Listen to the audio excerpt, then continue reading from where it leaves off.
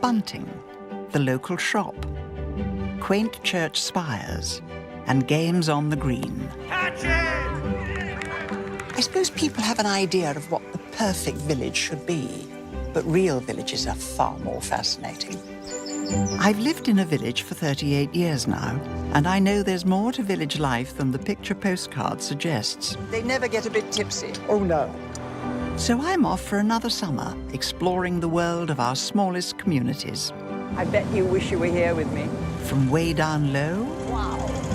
to up on high. Oh, I see. Yes, there it is. I'll seek out the people and places that have made a big impact. Things I do for television. My inspiration is the Batsford Guides, whose words and pictures from the 1930s offer a window to the past. But I'm discovering what it means to be a village today, and it's incredible how rich and varied our country is. The more I see, the more curious I am. Why do we all love this quintessentially British institution? It's lovely, isn't it?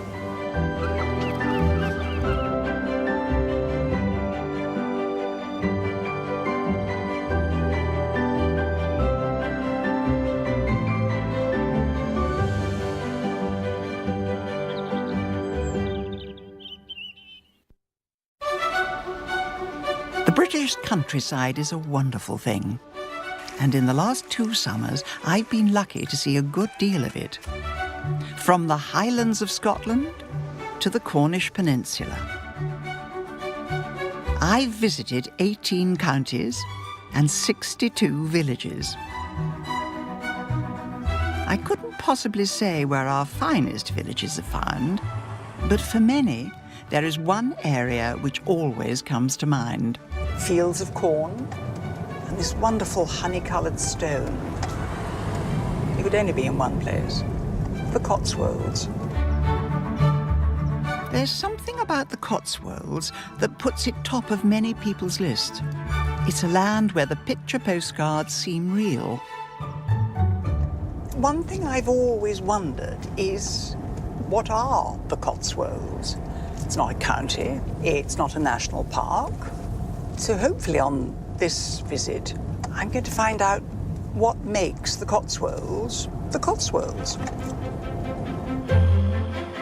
There's no official start or end to this region, but the most celebrated area is an 800 square mile patch that spreads across 6 counties.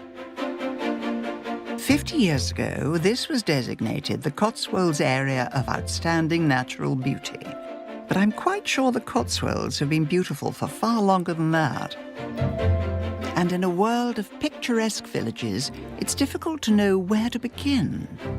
But I've realized there's one local village that is, quite literally, recognized across the world. If you have a passport, in some of them, there's actually a photo of Bibury. Now there's fame for you. But Bibury doesn't need promoting. The world is already well aware of its charms. The cottages of Arlington Row are the passport stars, the backdrop to many a selfie. The stone is just wonderful, isn't it? It's sort of honey colour, pale honey. It's limestone and it's all quarried from round about the area. The warm glow of a Cotswold village is what makes this area what it is. But my Batsford guide took a surprisingly functional line. I might sum up the characters of Cotswold building in 3 swinging nouns: solidity, simplicity, and durability. The form is rectangular and its linear planes are given full effect, especially in rows of cottages as at Bibury. Couldn't have put it better myself. Writers are often gushingly romantic here, but I think Batsford was right, because functional is exactly what these villages were. It's extraordinary to think that in the 17th century, these were weavers' cottages. Before that, it had been a wool store. But the weavers wove the wool in here, and then it was taken over there to Arlington Mill to be fulled. Now, that's a process which entails dipping the wool in water and then stretching it. So there was a hive of activity here in the 17th century. Now, of course, they're rather high des res. Des res rather sums up how we see this area these days. Decidedly upmarket. People aspire to live in a Cotswolds village. But I don't think it's always been like this. In 1963, I had a season at Stratford-on-Avon with the Royal Shakespeare Company. And I had my first new car. It was a white Triumph Herald convertible. I loved it. Very glamorous. The sun always shone in the 60s, and with the roof down, I would often drive with friends into the Cotswolds. I was a London girl, so it was nice getting out into the country. But 53 years later, I want to find out why this area is now sometimes called Notting Hill with Wellies. So I've come to Bisley Village, near Stroud, to meet an old acquaintance, whom I think you'll know too. It's lovely to see you. Darling. Tales of racy romance, glamour and intrigue have made Jilly Cooper a household name. But I've come to ask her why 30 years ago she moved here from London. Why did you come to the Cotswolds? Well, I loved horses, and I was trying to write this book, Riders, and it was very difficult to write a book about show jumping about Putney Common. Not much happens. I'd never been here before, and I just fell in love with it. It's just so beautiful, isn't it? It's just terribly congenial. Yes. What is lovely about it, it's a very gentle village, and you get very much welcome. They look after new people. Do they? And that's been forever, has it? You know, when we arrived, they were terribly kind because they used to ask us to parties, but they weren't cross if we didn't go. Since Jilly arrived, the floodgates have opened. Television personalities, models, and musicians, they've all swapped city life for Cotswold life. But the Cotswolds that Jilly first knew was subtly different. People who were very grand around here. It was more aristocratic, I think, then. Lots and lots of... You couldn't ask any man what he did for a living.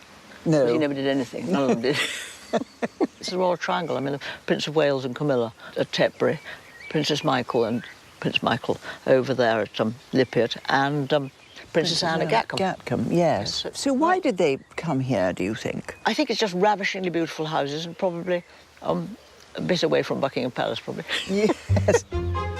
Beckham's been here recently. Oh, really? Beckham's been seen in several villages. And is he going to buy somewhere down here? I don't know, but everybody thinks he is. The estate agents are very excited. Oh, really? Yes. No, but it's great excitement. Oh, who's coming? From the man called Jamie. Dornan, is it? That's right, from 50 Shades of Grey. He's moved in here. And has it caused a stir? Well, everybody's very excited. How can we get him round for drinks and that sort of stuff going on? He's an actor, remember? He was only acting, Jilly. With so many youngsters heading this way, it seems the Cotswolds' position as the rural place to be won't be ending soon. But when did we first put this area on such a pedestal? Well, I think the villages close to Jilly's home hold the answer. This must be one of the highest cricket grounds in the land. I should think you've frightened the away team even before they've come. The valleys around Stroud have become some of the most popular in the region. And I'm heading to the perfect vantage point. I'm at the Sheepscombe Cricket Ground, where you get the most wonderful view of the surrounding countryside. The village is down there, you can see the church. This is the Stroud Valley. Can you imagine playing cricket here? If you have to run for a boundary, you have to be rather slow, actually, because you might fall off the edge. But it's the only flat, or flat-ish, piece of land around this neck of the woods, so they've turned it into a cricket ground. The ground is named after a famous local resident, Laurie Lee. He was born in Stroud just over a century ago, but moved up the valley, aged just 3, to the village of Slad. It's a small place, just 300 or so people, but millions of us have been to Slad in our mind's eye because we've read Lee's book, Cider with Rosie. It was the author's nostalgic look back at growing up here in the 1930s, reminiscences of a bygone age. More than any other, this book has created the dream of Cotswold village life. It opens with one of the author's earliest Slad memories, the day he got lost in the long grass. A tropic heat oozed up from the ground, rank with sharp odours of roots and nettles. High overhead ran frenzied larks, screaming as though the sky were tearing apart. Quite frightening for a small lad on his first arrival in the village, but don't worry, his sisters came to rescue him and took him back to the house. I love the vivid rural descriptions in the book, and that child's view on the world that we can all relate to. But that particular child was once very real, of course. As a boy, he sang in the choir in the church there and went to school there. That's the old village school. And, of course, once he was old enough, he came to the centre of village life to drink, the pub, the Woolpack. But the irony is, Cider with Rosie was actually written in London. Laurie left Slad, aged 19, only returning once he'd made his fortune. From then on, he lived in this valley, but escaped regularly to the big city. It was a thoroughly modern Cotswolds existence. But he was fully aware that he had experienced a time that none of us will see again. The last days of my childhood were also the last days of the village. I belong to that generation which saw, by chance, the end of 1,000 years of life. The change came late to our Cotswold Valley. My generation was born in a world of silence, a world of hard work and necessary patience, of backs bent to the ground, of white, narrow roads rutted by hooves and cartwheels, innocent of oil or petrol. The horse was king. Next, Hello, you. I'll be meeting the Roman sheep who gave the Cotswolds its name. And from water power to horsepower, see how Cotswold industry still manages to be beautiful. So Nelson can't get a parking ticket? Oh, no, we don't do that. I'm on a journey through the Cotswolds, exploring some of our most celebrated villages. The appeal of this area seems clear enough, but I've always found the Cotswolds rather difficult to define or describe. In the south, though, I found an excellent natural boundary. I'm learning a bit more about the Cotswolds. The Thames, which is here, runs to the south, and the Severn, the other big river of the south of our country, runs sort of down the side, and the Cotswolds sits in the middle of the two great rivers, on a ridge.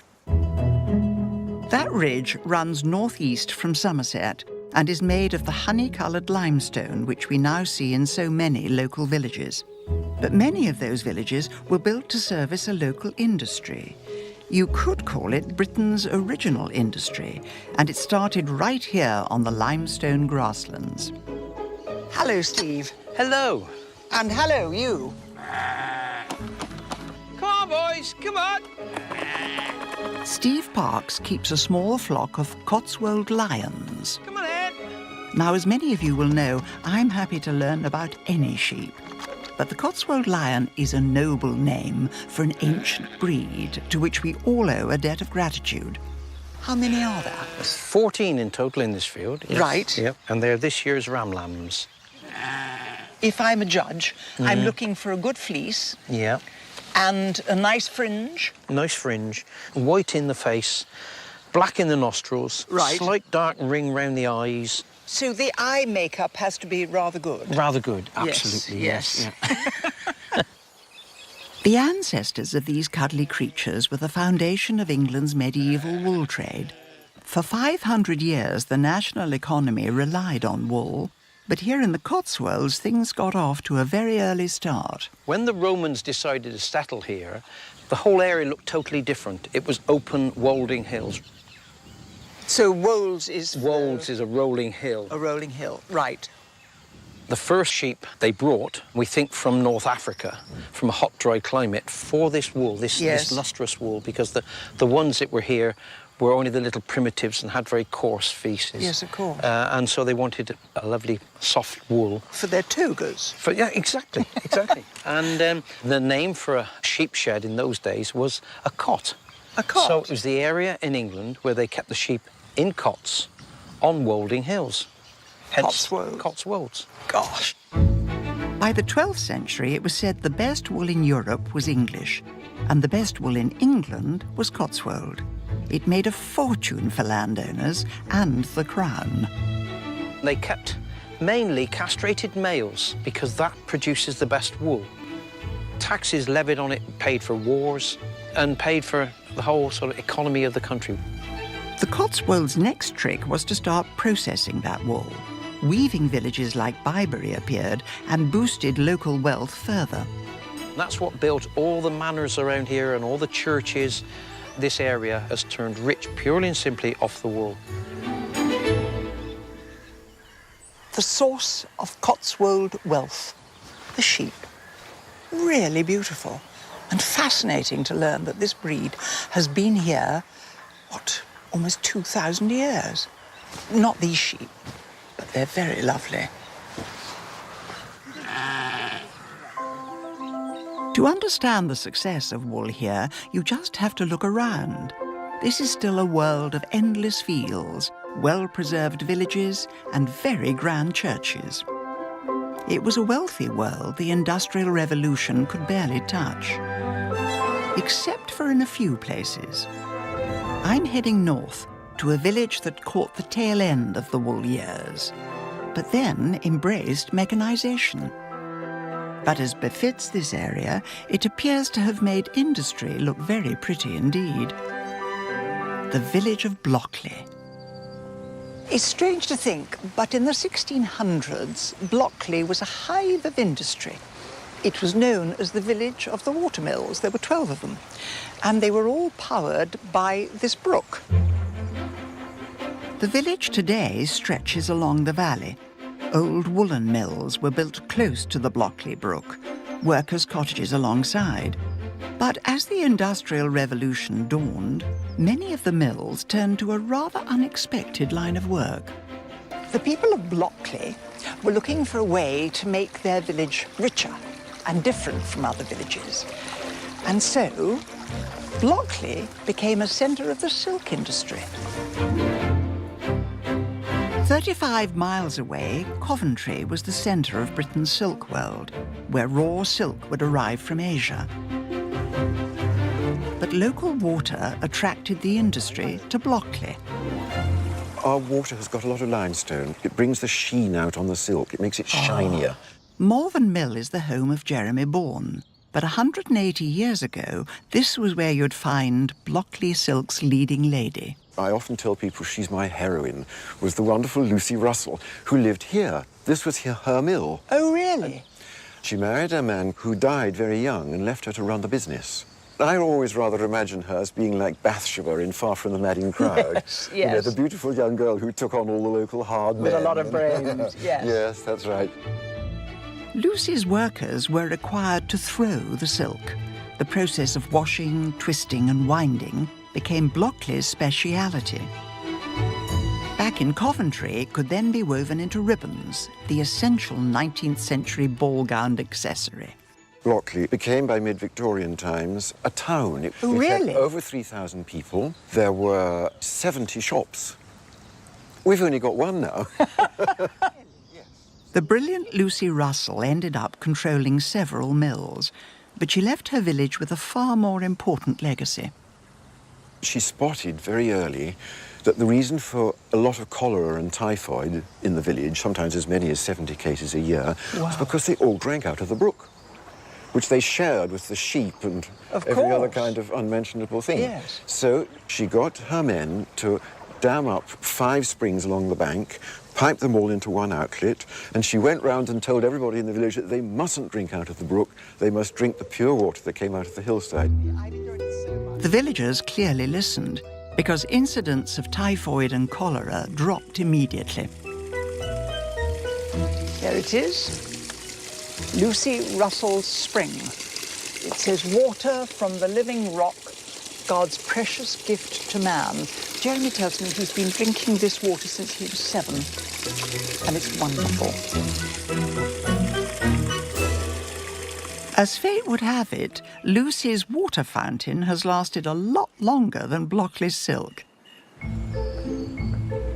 By the late 1800s, Britain was flooded with cheap silk products from the continent. So, the village adapted. One mill turned water power into electricity, bringing street lighting to Blockley when most towns and cities could but dream. Today, those old industrial buildings are some of the most desirable homes in the area.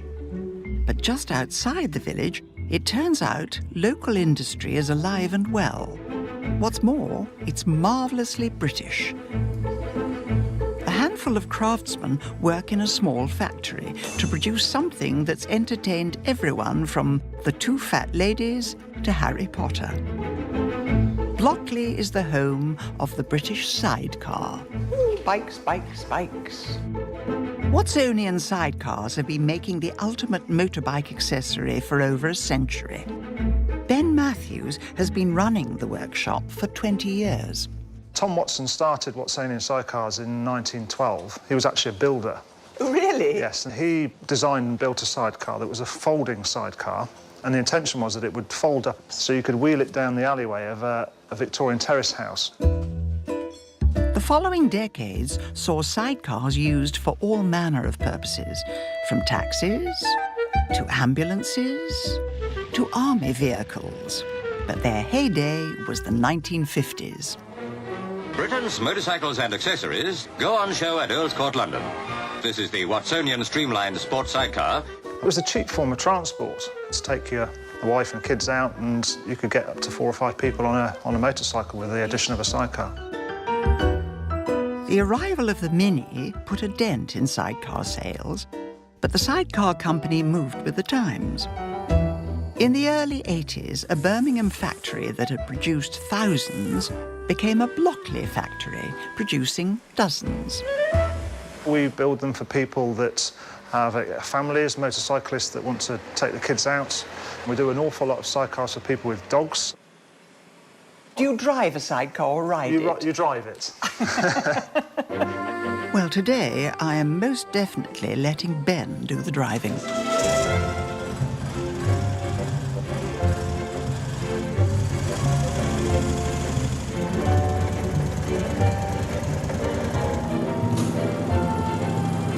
Wow.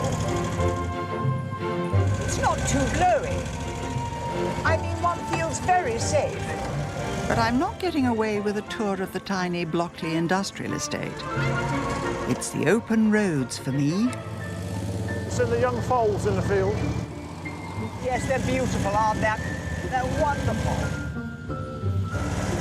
Ben's driving through the next village, which by chance is called Batsford. It's a jolly nice house.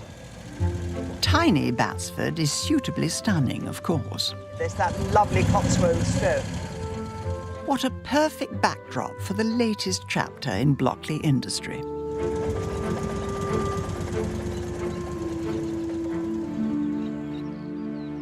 But 15 miles east, across in Oxfordshire, I'm told there's a village where industry has changed very little. This is Hook Norton, where 160 years ago, a local farmer turned his hand to brewing. The brewery's beer was always delivered to the local pubs by horse-drawn dray. It was a tradition so fondly remembered that in 1985, it came back. Come rain or shine, the man looking after the magnificent Shire horses these days is Roger Hughes. That's a Nelson. Nelson? This one's Major. Major? Do they know which pubs to go to? Oh, yes. You can certainly go to places where you can't get with a lorry. Even if you get an overzealous warden, we override that. So Nelson can't get a parking ticket? Oh, no, no, no. We don't do that. And how are these hard-working regulars rewarded? With one for the road, of course. Here we go. Wonderful. They love it. How How is that? They never get a bit tipsy. Oh, no. You wouldn't want to get a horse drunk. I don't earn that much money. Villages are built on hard work, of course. There's got to be room for some fun, too. And in a village that loves its traditions, I've come to see the Cotswolds' very own game.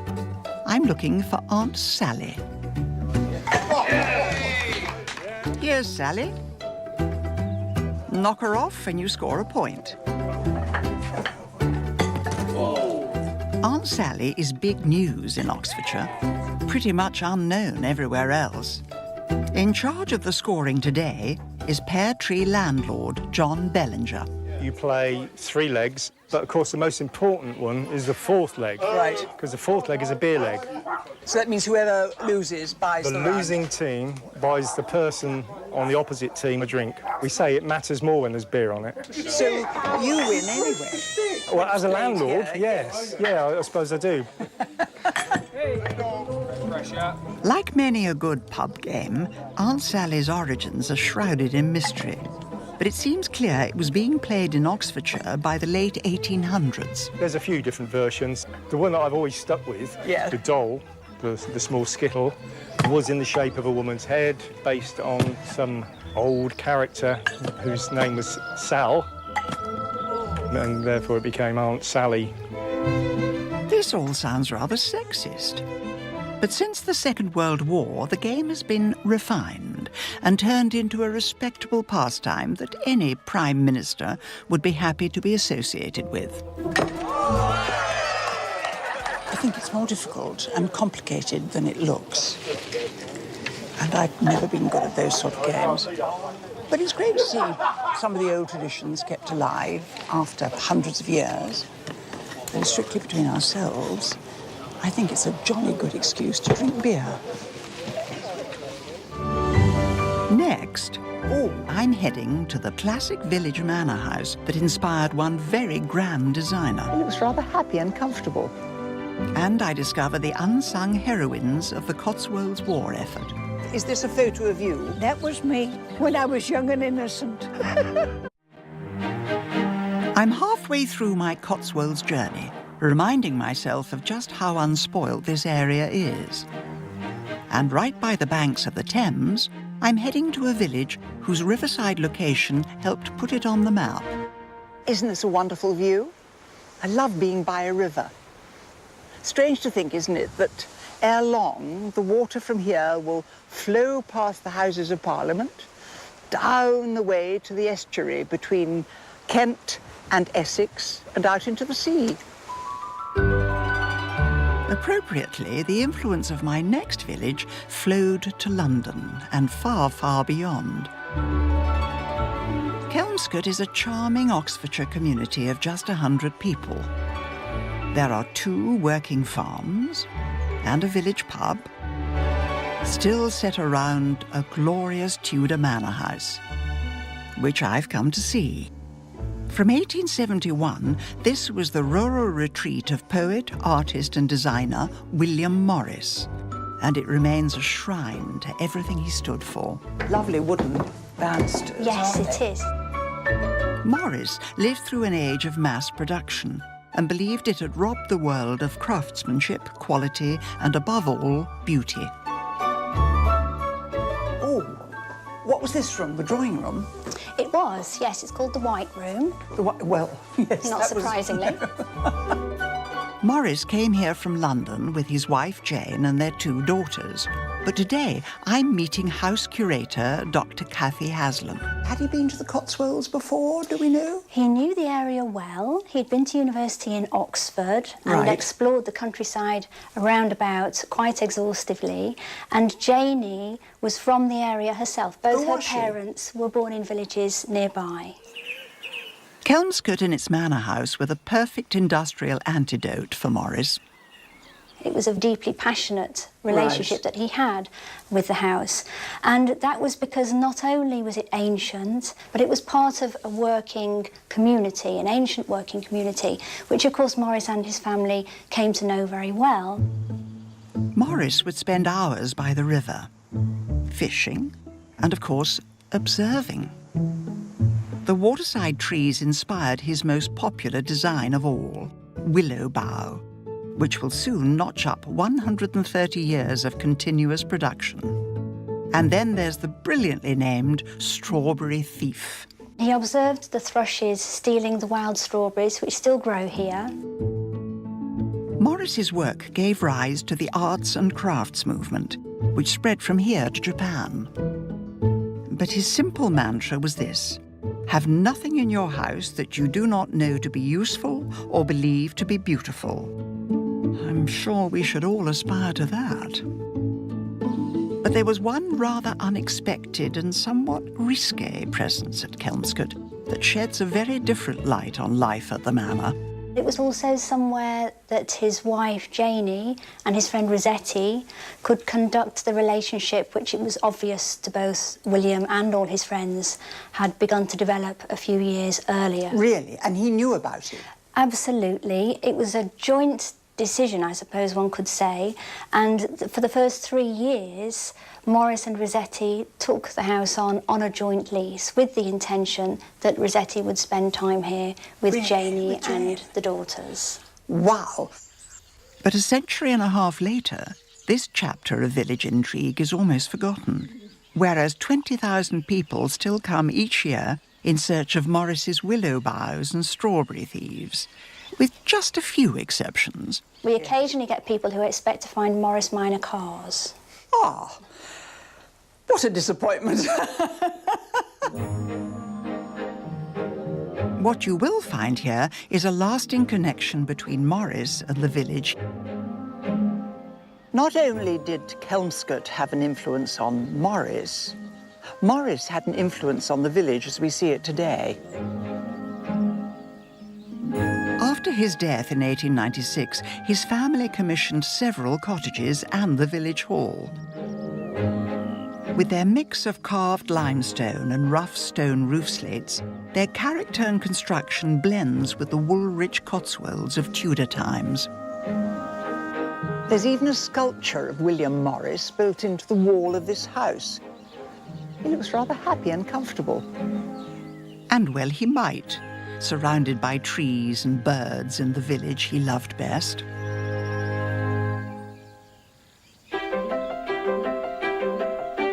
The sleepy villages of the Cotswolds are proving to be anything but. These rose-strewn doors and wonderful vistas have proved an inspiration to many, and my next village was just such a place. Is that an Amney?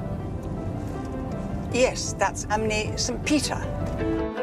There are 5 Amneys in total, strung along the Amney Brook, which flows into the Thames. Amney St. Mary down there. Amney Crucis. But I'm heading to one Amney in particular, in search of the most English of composers. Down Amney was the birthplace of Ralph Vaughan Williams, who gave us The Lark Ascending.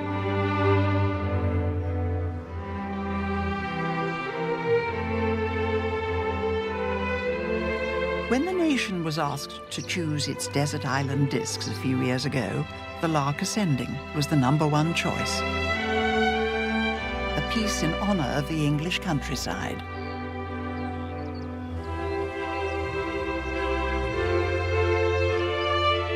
I've come to All Saints' Church to meet Reverend John Swanton, because in 1872, Vaughan Williams was born, the son of Down Amney's vicar. It was a solid enough start in life, or so you'd think. He was baptised by the vicar of the neighbouring parish. Unfortunately, during the service, the Reverend Breeden managed to drop the child, and Ralph Vaughan Williams' mother was very quick off the mark and grabbed the christening dress that the child was wearing. So he didn't actually hit the floor. We might have lost one of the greatest musical talents that the country's ever seen. Gosh. Young Ralph moved to Surrey when he was just 2, but he never forgot this area. One of his operas was about Cotswold life, and when he wrote the tune for the hymn Come Down, O Love Divine, he called it Down Amney. His music and this place They seem made to go together. But by late 1943, the serenity here was shattered by a remarkable chapter in village history. Across the fields from the church, you can just make out the concrete remains of a military runway. RAF Downamney was one of 3 airfields that turned the Cotswolds into a transport hub for the war. The 3rd Parachute Brigade set off from here on D-Day to be airdropped into Normandy. But, hot on their heels, followed a group of extraordinary unsung heroines. Women made an enormous contribution in World War II, but as a general rule, they didn't go into action. But nursing orderlies from here in Downamney flew on missions to evacuate casualties. They were known as the Flying Nightingales.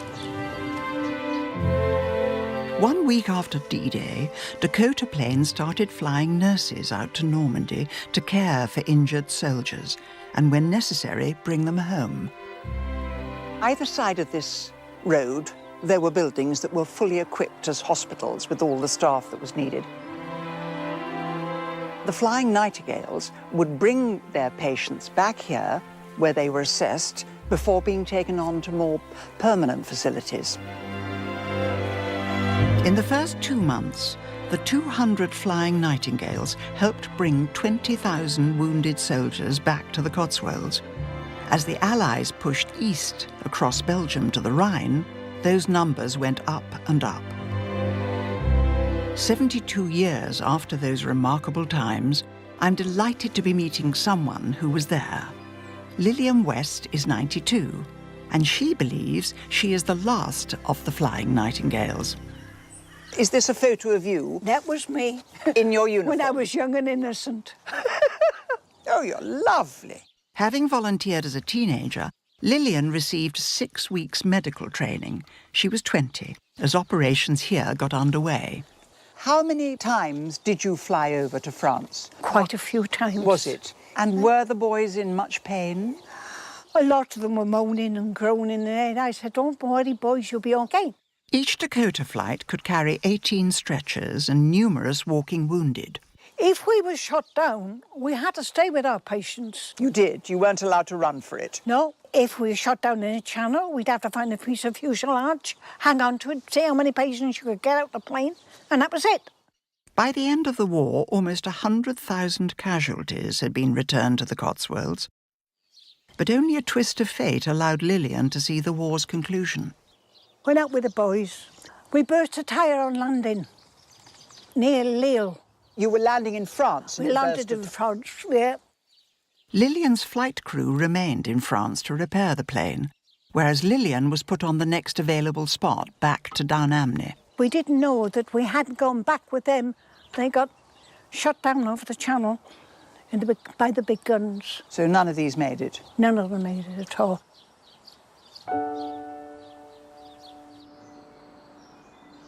Within 18 months of the war's end, 2,500 servicemen and women departed. The airfield closed. Downamney became a village once more. And for many years that was that. Only in 2008 were Lifetime Service Awards granted to Downamney's nursing orderlies, the heroic Flying Nightingales. It was a job. You took the King's shilling for king and country, and you done it.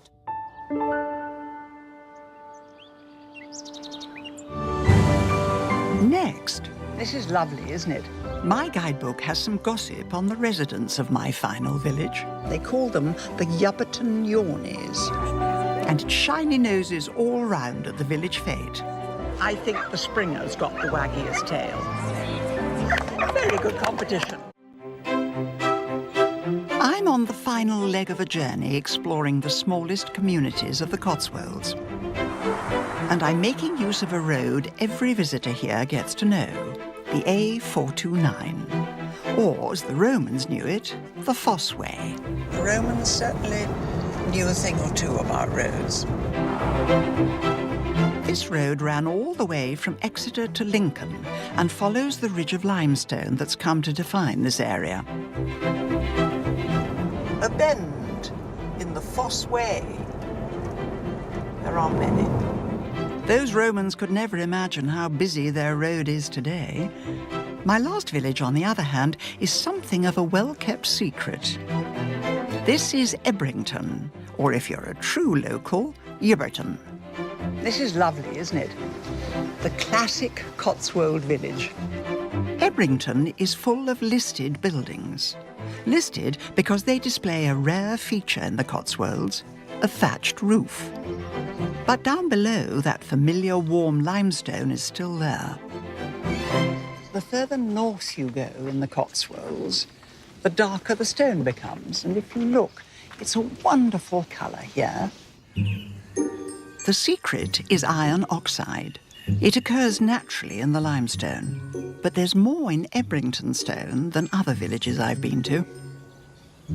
You see, this is dark, honey-coloured Cotswold limestone. So you know you're in the north of the Cotswolds. But I think they might have brought a bit up from the south, because this is much lighter. Now, my guidebook has alerted me to a spot of local hearsay. For some reason, the good folk of Ebrington have often been the butt of local humour. The people of Chipping Campden, which is a town not very far from here, were very rude about the villagers of Ebrington. They called them the Yubberton Yawnies. Whether these people were meant to be boring, I couldn't possibly say. But Chipping Campden saw fit to take the mickey out of the villagers of Ebrington and their rather petite church tower. And they invented a myth about them, which is quoted in my Batsford. The tower of the church is periodically mucked by the villagers to make it grow up like Camden's tower, their ancient rival.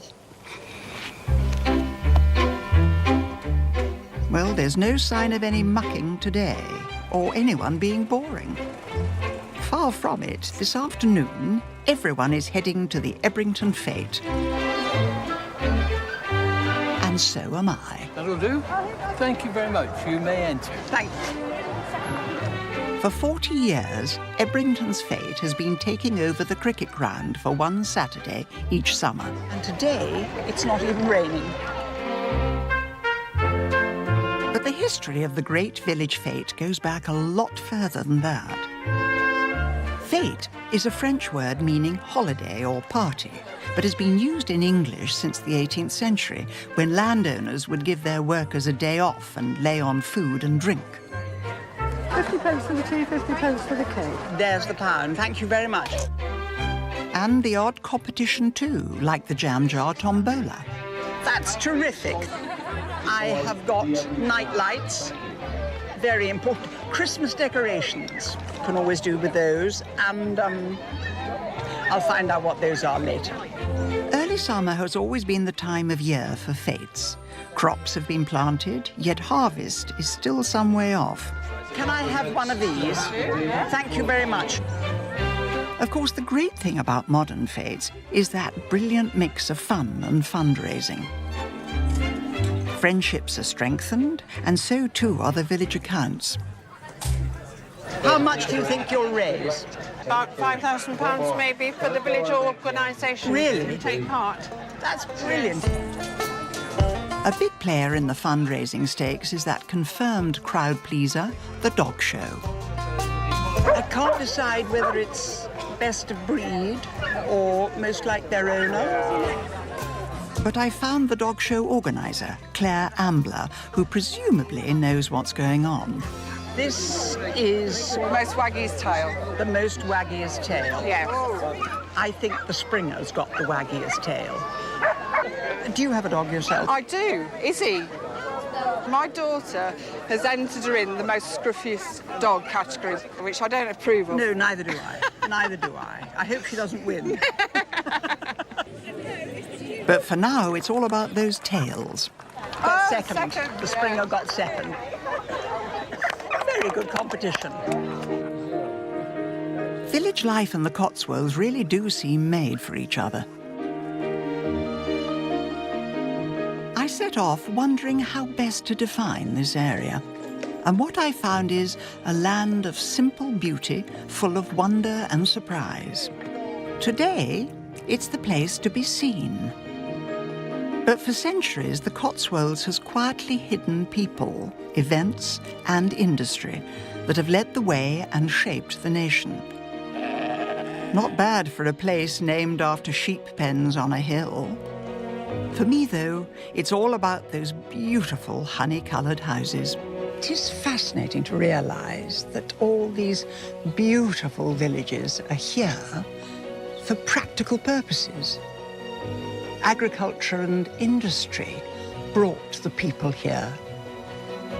And no matter where you are, if you see a village like this, you know you can only be in one place, the Cotswolds.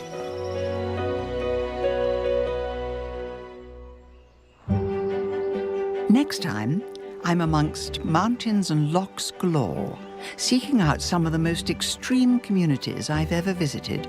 Do you take the school children over? Yeah, everything. There's some cows and goats. I'll see why boats of all shapes and sizes have always been essential here. Oh, it's lovely having Vikings to help us. And from beetles to royalty, discover why so many love this challenging environment of Argyll and Bute. I shall do this only once.